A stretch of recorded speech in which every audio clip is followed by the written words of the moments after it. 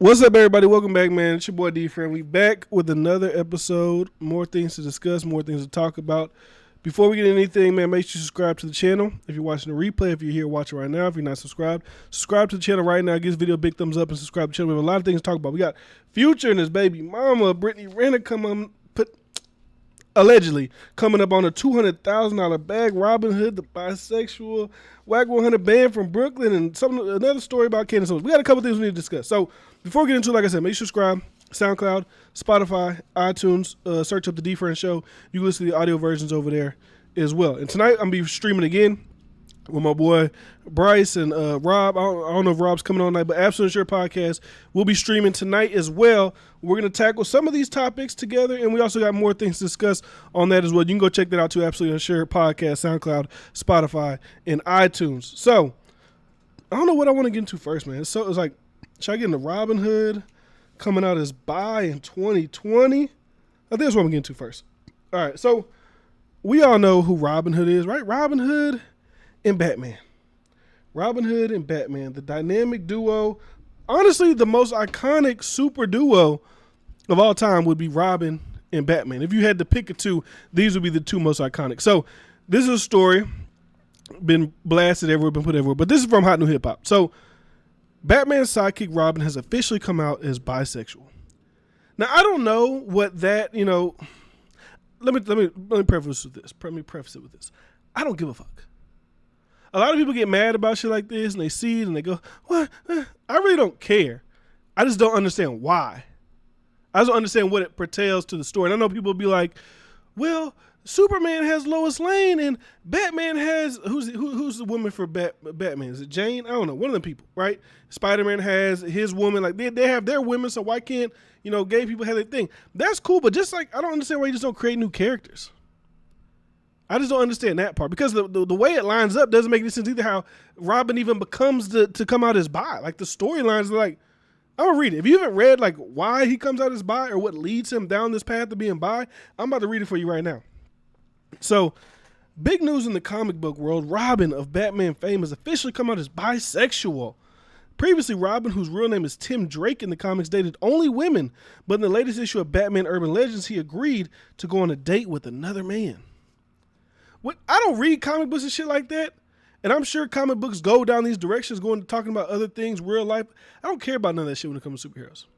I want to see motherfuckers fighting, evil villains, blowing shit up, doing this, doing that. When it comes to who they date, who they like, it may add to the story. The only reason a relationship to me adds to a story in a superhero film is when the villain takes your loved ones away from you, or where your loved ones are threatened by evil men. Like that's the only way in a superhero movie to me that I care about their significant others. Like whenever Avengers opened up the Endgame, and Hawkeye was out there shooting with his kids, and then they all got zipped away by Thanos' snap. That's the only time I care about their families. I want to see them bang, bang, shoot them up, victims. But anyways, the 6th installment of the superhero comic was released on Tuesday, and the story ended with Robin accepting a date proposal from a man named Bernard. Ooh, Bernard. So, Batman's sidekick was fighting alongside Bernard. So they're in a street fight. I guess they're fighting evil villains together. We boom, boom, boom. We beating them up. We fighting them down. When he had the realization that he might have feelings for the man, Robin rescued his crush and later visited him, hyping himself up before entering the spot by saying, "It's okay, Tim. You got this." You telling me Robin fighting criminals, evil people, Sub-Zero, Batman's his homeboy, Poison Ivy, the Penguin, he fighting all these super scary evil villains. But you telling me Robin is scared to ask a guy out on a date. Now this Robin right here, he looked bi. I ain't gonna lie to you. That Robin looks bi. He might be bi. Hold on. My bad. Important message going on. Oh. According to reports, Bernard nearly asked Tim out on a date as he opened the door. But was interrupted when Tim said, "I'm really glad you got home okay. I was relieved. And I've been doing a lot of thinking about that night. And I don't know what it meant to me. Not yet, but I'd like to figure it out." Bernard replied, Bernard is not Robin. Bernard is the date that Robin wants to take out. "I was hoping you would, Tim Drake. Do you want to go on a date with me?" The reader was left in suspense, and the next issue only drops in December, but DC comic fans are ecstatic about the news. Batman lovers have long questioned Robin's sexual... Is that a real thing? Like, so if you a Batman lover, like if you are like invested in the Batman world, have y'all really been curious about Robin's sexuality? Is that like a real thing that goes on in the DC universe? That's why DC losing to Marvel. Y'all don't care about dumb shit. The fan base, not the creators and the writers. Because the writers, they're going to write things. Let me say something. If you're mad about this, you got to understand the writers are going to write things for the times. They're going to write things for the times. The thing now is, it's back in the 60s, they wouldn't write no shit like this. They just wouldn't write no he gay, he bi, because they know they're going to lose their audience. They're going to lose the fan base. And honestly, this might make some people, a little cringe too. I don't care. Like I said, I don't care about it. But the reader was left to suspense, and the next issue only drops in December. But DC comic fans are ecstatic about the news. Batman lovers have long questioned Robin's sexuality, theorizing that the hero is gay. It turns out that he swings both ways. See, that would have been a good line if we were talking about Spider-Man. We talking about swinging both ways, and we talking about Spider-Man. That would have been a good little quip. And this is the end of the article from Hot New Hip Hop. Congratulations on coming out, Robin. Like, bro, it's a fucking fictional character. Who gives a fuck? But that was a big rage, right? I don't know. Like I said, everybody, the gay agenda, they're trying to push the gay. Bro, who even reads comic books? Like, do people really read comic books? And when I say that, I obviously know people read comic books. Like, on a large mass scale, do people really read comic books? Like, who gives a fuck? Robin's gay or he's bi, he going to date. But the storyline to why he's gay doesn't make sense to me. Robin is fighting criminals with a rando, and I don't know if the way that this dude was moving his body turned Robin on, and Robin's like, oh shit, he started feeling tingles inside. Oh, I might be gay. I need to go figure out what Mr. Bernard is all about because I'm buying. It's like, what are we talking about? This doesn't make any sense. Because he'd been around since the 60s. He would have been knew he was gay by now. So he just watched a man fight, and then he found out that he was gay from fighting. He'd been fighting along Batman for 50 years and never realized that he was gay. Him and Batman been fighting crime together for 50 years. And I would think that Batman, if you was a guy and you knew that you was gay, would be a better suitor for you than some rando named Thomas Bernard or Daniel Bernard. You would think that Batman would be that guy for you. You would think that Batman would be the one that you would be attracted to, but no. It's not Batman. It's some guy named, what's his name, Thomas Bernard? I don't know, I threw the paper. Some guy named Bernard is what swaying was enough to make Robin go the other way. Well, he's bi. He's not completely gay. He's bi. He likes girls and boys now. But that's the latest thing that went on social media. And the reason I don't necessarily see it as a big deal. Like, when they be doing shit in kid shows, I be looking at it like kind of weird. Like, why are you, pushing this into kid shows? But I honestly don't think that kids are reading comic books. Like, I just don't think they are. I don't think kids like, ooh, I want that 6th edition Robin where he was fighting to get with Bernard, and then Bernard was fighting so good it turned him gay. I don't think that kids are rushing to get that edition, so I don't really care about it in that aspect. I think it's just one of those things that gets pumped out there because these blogs know when they post shit like this that it's going to go viral. They know when they post shit like this, people are going to go crazy. People are going to have these commentaries, these things. They're going to go on these long rants about gay agenda and this and that. And it's like, bro, Robin's gay or he's bi. He went on a date. Who gives a fuck? Anyways, let's get to some other, like some real life shit. Comic book stuff, that's cool, it's cute. But let's get to some real life. Before I get in the future, I'm going to get into Wack. I'm gonna put the Wack100 stories to bed because we've been talking about the Wack100 stuff for a long time here on this channel. So we're going to just nip this one in the bud right now. So, if you've been watching, if you've been seeing what's going on the internet, the Academic 6ix9ine Wack100 interview has spilled over and is continuing to create content to this day. So, Clubhouse has been in a mess. They keep bringing the real gangsters into the rooms. The real gangsters are watching. They're looking. They're seeing what's going on. And they're giving their commentary on Wack100. A lot of them, if you watch the little Clubhouse clips that are going on, they don't agree with it. They don't like it. They're mad at Wack. Why would you do that? You're supposed to be a real one. You from the streets, brother. You a real. It's like, all right, bro. He sat down with the man, talked to him. I'm not a street guy, so I would never understand that feeling that you guys have. I don't care about it. And I don't feel like y'all should, because I feel like if you were on Clubhouse, right? Are you still actively in the streets doing things to where you would really be worried about what Wack and 6ix9ine are discussing and having a conversation about? Because a lot of these guys on Clubhouse you watch talking, they seem to like cling to that identity of the streets. Like that is, I'm a street guy. That's what I got. I love it. This is my block. It's like, bro, go live life. Go have fun. A lot of these guys on Clubhouse don't seem like they're having fun with life. They're so worried about this. They be on Clubhouse for hours and hours and hours, and they're not having fun in their real lives because they're worried about dumb shit like this. So a lot of Brooklyn and New York people are the ones you see mad, right? We're going to talk about Jim Jones within this article as well. Jim Jones got on Clubhouse yesterday and discussed Wack and discussed 6ix9ine. But according to this article, Wack100 is now banned from Brooklyn. Banned. You can't come to Brooklyn no more, Wack100. That none of these dudes own, right? None of these guys own Brooklyn. You know who's owning Brooklyn? I watch $1 Million, what's that shit called? I watch $1 Million List in New York, right? I love real estate shows. $1 Million List in New York. Then white people that's buying up Brooklyn, gentrifying Brooklyn, raising up the prices in Brooklyn. It ain't even too much longer. They ain't got to worry about the street shit because them white motherfuckers, them Chinese people that's coming up, they all buying that shit up, renovating it, and they selling that shit for $20, $15, $10 million apartments, penthouses, all shit like that. So this is the last thing people should be worried about in Brooklyn. Anyways, Wack100 is now banned from Brooklyn after 6ix9ine interview says Billy Otto. Billy Otto is a Treyway disciple. It says Treyway co-founder. My bad. Why? Never mind. I ain't gonna get into why he's not in jail. Actually, I heard why he's not in jail. He said he stepped away from the guys whenever certain shit went down a way that he didn't like. But anyways, Treyway co-founder and 9 Trey Blood's affiliate, Billy Otto, is claiming that after his interview with Tekashi 6ix9ine, Wack100 is no longer allowed to travel to Brooklyn. The former 6ix9ine associate made the claims in a new video posted to Instagram. This is what he said to Wack on Instagram. I'm back out here in Brooklyn, New York, where Wack100 cannot come, said Billy Otto.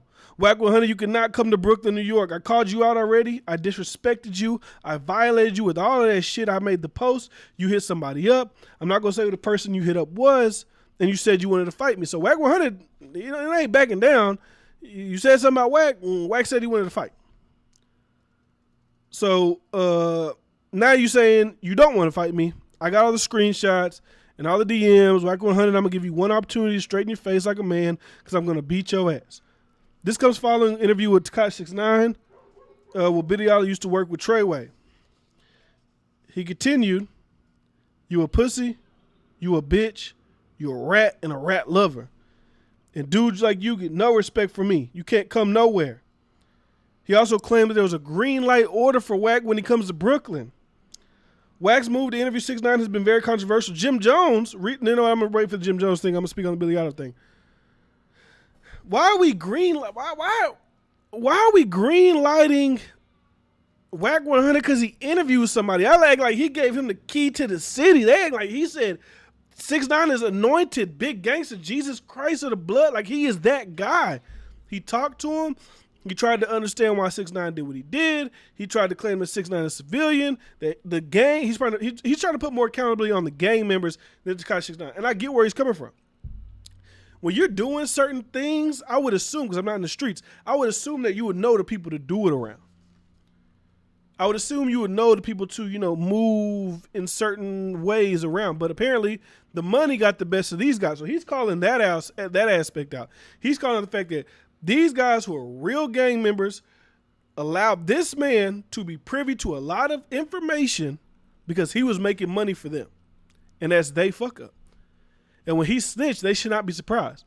If we hear literally that months before 6ix9ine became 6ix9ine, the rapper, the big superstar, he was working in delis. We seen the pictures of him. He lived in Brooklyn, I'm sure, but he wasn't like one of the guys. So that's on y'all. So Billy Otto, Greenland, I ain't gonna lie. When I saw him say, what did he say? He said, I got the screenshots, the DMs. I was like, it's kind of quiet for Treyway. The only Treyway member people really care about is Shotty and Academics. They supposedly got some shit coming soon. So I just feel like this was just another jump on the bandwagon to be a part of the conversation for Billy Otto. That's how I look at it. It looks like I want to be a part of the convo. It do say he is the Treyway co-founder. So, I would guess he gets that respect of the leader of the gang. And he just wanted to throw his hat in the ring to the conversation about Wack100 and 6ix9ine and this and that, but I don't think it's really genuine. Like, why would we green like this 50-year-old man for coming to Brooklyn because he sat down and interviewed with a guy who says he goes to Brooklyn regularly? I don't know if 6ix9ine's lying. I don't know if 6ix9ine's telling the truth. But at this point, do people really give a fuck? Like, these guys on Clubhouse, they rant, they rave, they go crazy, they get mad. Bro, regular people, which is the majority of people, don't really care about how y'all feel about 6ix9ine. We just don't. Now, if you're directly affected by what 6ix9ine did, if that was your brother, he got locked up, your cousin, he got locked up, your baby daddy, your father, your husband, your whatever, all right, I feel it. You mad at them, right? But I also heard academic speaking, and he said that Shawty told him the guys that's in prison ain't even worried about 6ix9ine. The guys that 6ix9ine snitched on and got locked up are not even worried or blaming 6ix9ine. He said the people in prison are saying, we knew what we signed up for when we got here. We knew we was willing to go down for 20 years for some shit. If somebody disrespected us, let me get some of this drink. If somebody disrespected us, we was willing to go down for 20 years behind this shit, which is dumb. If anything that all this street talk, politics, the way people move, if this could teach anybody out there any kind of lesson, the lesson in my mind would be to stay far away from anything that got to do with the streets. Just run away. I was literally watching, this is why I'm not a street guy. Like, people act like it's hard to be street. It's not hard to be street. You just can make a couple bad decisions. Some people that get in the streets are a little weak-minded. Not everybody, but there are weak-minded people that get into it because they want protection. Some people look at it as family, mentorship, whatever, so they get into it that way too. But there are some weak-minded people, so it's not hard to be street. I don't think so. It's not hard to be. You just got to be willing to deal with the consequences that come with that. So I was watching No Jumper podcast, right? And the white guy, not Adam, but they had another guy who works there on. He was asking AD questions. AD is like, he's a Crip, LA. They got their whole thing on. You know, I don't know. He was saying that he got a homeboy who's sitting in prison for 10 years for something he knows he didn't do, right? He knows who did it. The guy knows he did it. Obviously, the guy knows who he did it. But he was like, you know what? I signed up for this gangster shit. I'm in the life. So I got to stand behind this 10 years because I know what comes with the game.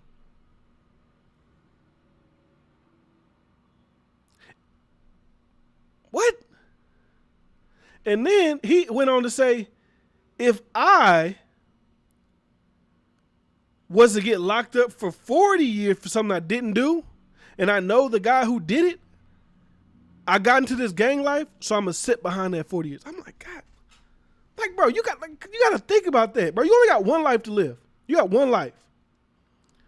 And you telling me this gang culture is so ingrained in certain people that they will allow themselves to sit in prison for 40 years. I don't think that's snitching. I don't. They do. But, you know, snitching, I feel like snitching was made. Snitching was made and created for underlings, right? Snitching was created and made for the people who weren't the boss. Because we tell you don't snitch because you're not going to, because you're so afraid that the top dogs, the mafia people, will get you that you'll just take whatever time. And you know the ones who end up usually being the snitches? The underbosses and the bosses. You know why they do it? Because they're not threatened by any of the underlings. So I feel like that was a thing, a psychoanalysis thing created through the mafia to control the little guys. While the big guys, if they get pinched, they're taking down the whole operation. So just hearing a human being say that I would be willing to take 40 years because I signed up for this street life, even though I know I didn't do it. Now, he did say the person who did it should be man enough to come up and take their time and not let me sit for their time. But if they don't, I'm going to sit on it. That was wild. That was crazy. That was a crazy shit. That, like, I couldn't even imagine. I wouldn't even do that for my best friend. And people that's dumb. And people say, well, that's because you a hoe. That's because you did. That's dumb logic, bro. If you really gonna sit and throw away 40 years of your life for somebody else, then, bro, you deserve to sit in there for 40 years. If you be that dumb to allow yourself to sit in prison for 40 years for something you know you did not do, knowing that it could be proven that you did not do it, you're an idiot. I'm sorry. That mentality is wild. And you can't even defend that mentality. There's nothing you can say that's like, well, because, we got to, there's nothing you can say that will justify it to anybody in the world. I can go over to China, speak Mandarin, and be like, I ain't going to do it.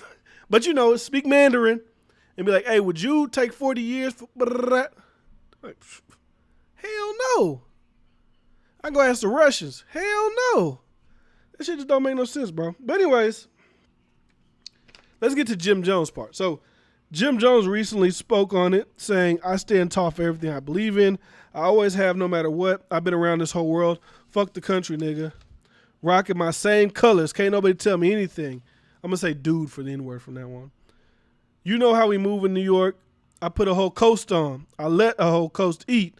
I put the shit in the sky. The same way Snoop Dogg put his shit in the sky, I put that shit in the sky. I guess he's talking about being a blood.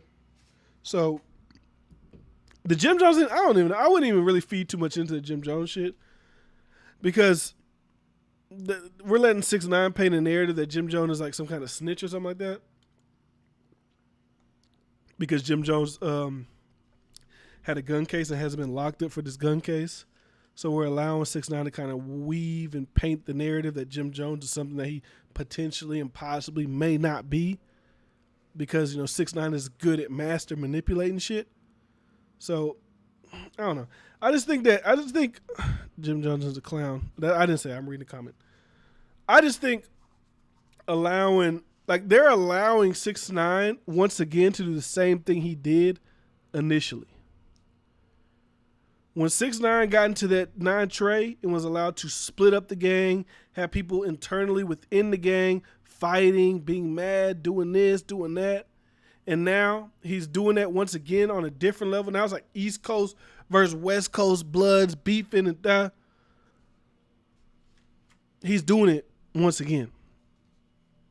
And they're falling for it again. They're fighting each other. Instead of really commenting on him, they're fighting each other. Which is dumb. So I'm done with that, man. I'm going to read the comment real quick. What you think about Nas' new album? Better than Donda. So I haven't heard Donda at all. I don't know any Donda, nothing about Donda. I didn't watch none of the live streams. I'm just waiting for him to just drop it, bro. I don't care about the live stream. Oh my God, the spectacle it is. Drop Donda. The clips I've heard sound good. Nas' album. I've listened to Nas' album probably 5 times. It's a great album, right? Moments is great. The song with Lauryn Hill is great. Story Gentleman, who's really living that crypto investment lifestyle, rapping about that. Like he's not 40 or 50, however old he is, trying to rap. No, when I was selling dime bags in the nickel spot, like he's not doing it. He's like, my crypto investo got me out here looking esco. Like I like shit like that. When you're that age, like rap about shit you really doing.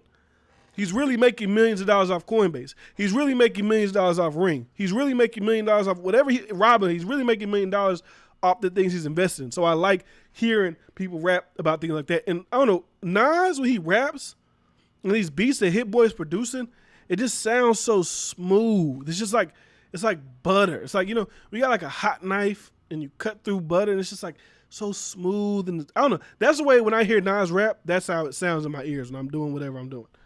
That might have been like a pause-worthy moment, but I don't know. But that's what I think about Nas' new album. And Better Than Donda, I don't know.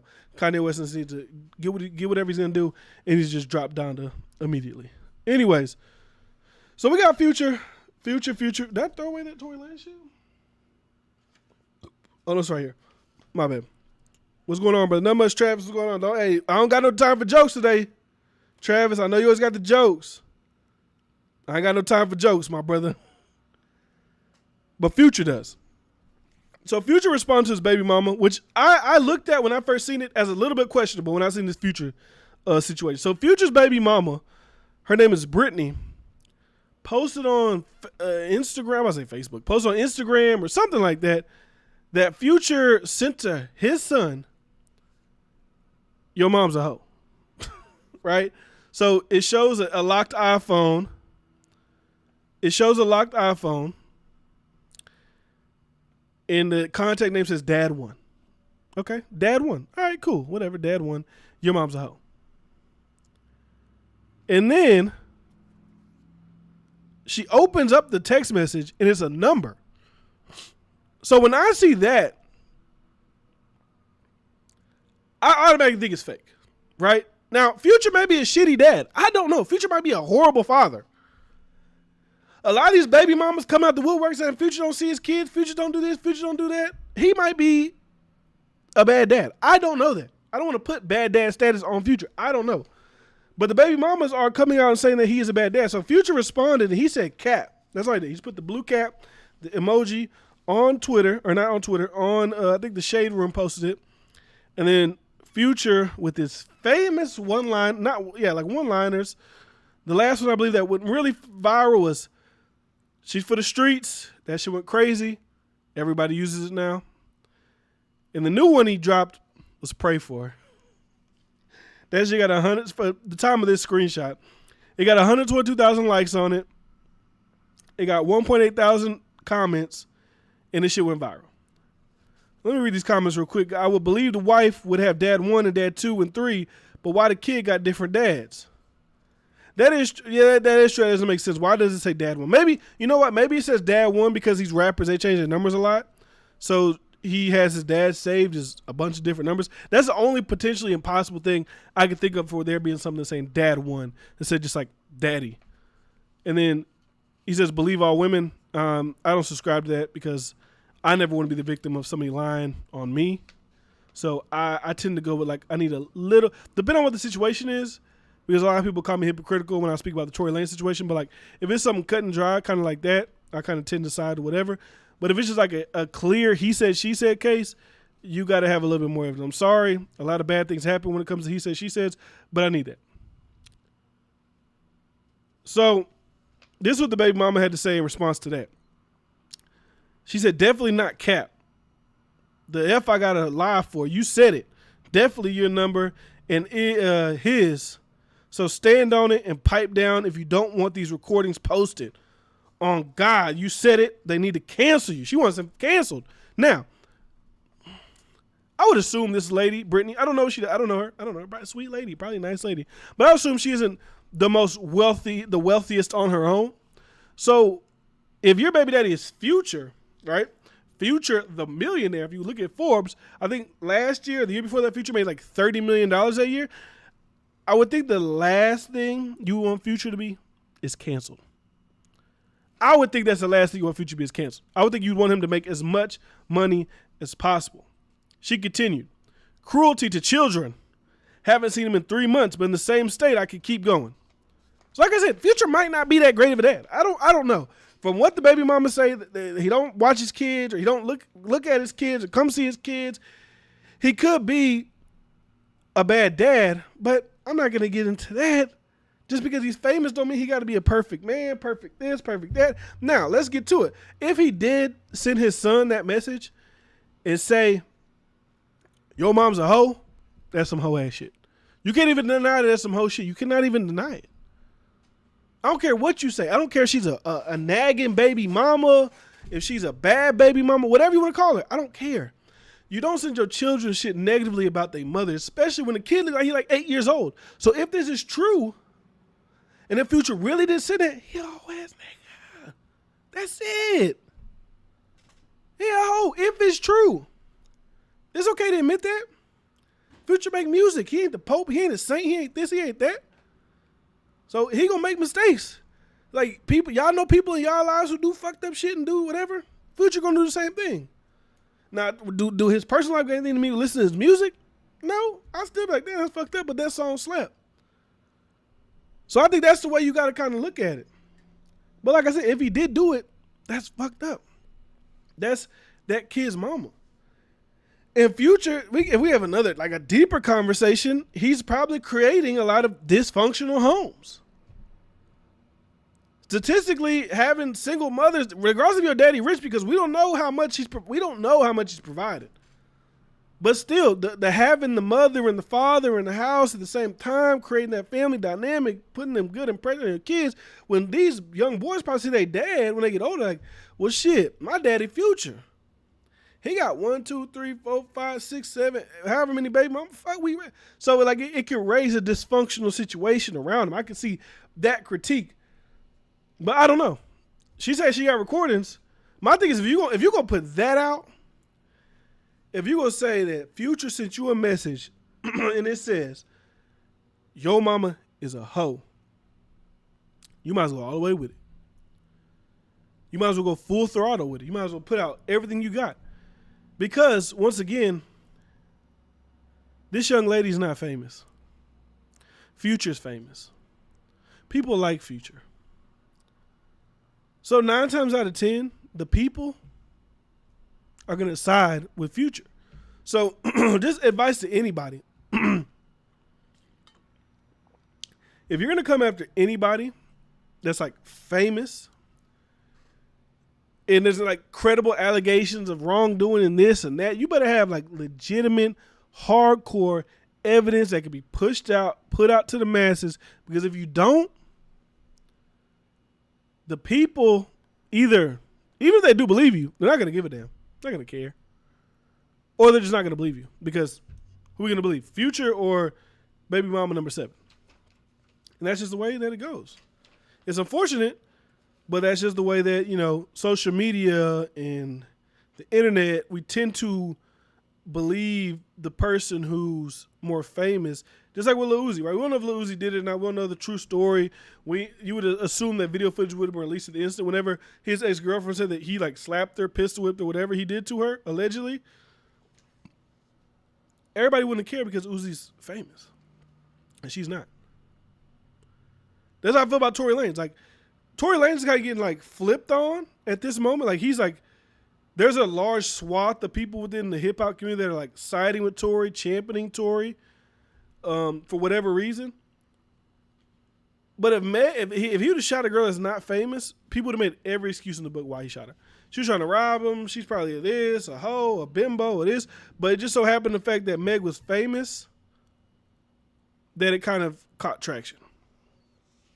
Speaking of Tory, now this is going to sound like some hating shit. I swear it's not. It's going to sound like some hate. Let me read this comment real quick. Yeah, the Megan thing was all cap on her part because no hole on her foot. She was twerking the next day, and if you've seen a foot shot, it's really big as hole. So I still see. I'm not on that side. I'm not on that side, Lewis Rivers. I'm not on the side that Megan Thee Stallion's lying. We've seen the shot. Now, the thing is coming to look like he didn't directly shoot her. It may have ricocheted and skimmed her foot, right? That's why she's twerking with DJ Khaled and doing this and doing that. I just don't get you can't really paint me the picture of why Megan Thee Stallion at this point in her career would just drum that up. Like I don't feel like you can give me a good enough reason to why she would make that up. That's why I lean to the side of he potentially, allegedly shot her. Because the conspiracy theories of this and that happened, there's nothing that you could point me to like, oh yeah, she's going to gain X, Y, and Z from doing this to him. Now, if you could come up with an elaborate scheme, an elaborate plan to make me, like, if you were able to come up with something like, oh, it's because this is this, then okay, maybe. But there's nothing I feel like nobody could say to where setting up Tory Lanez is a benefit to Megan Thee Stallion's career. I just don't see it.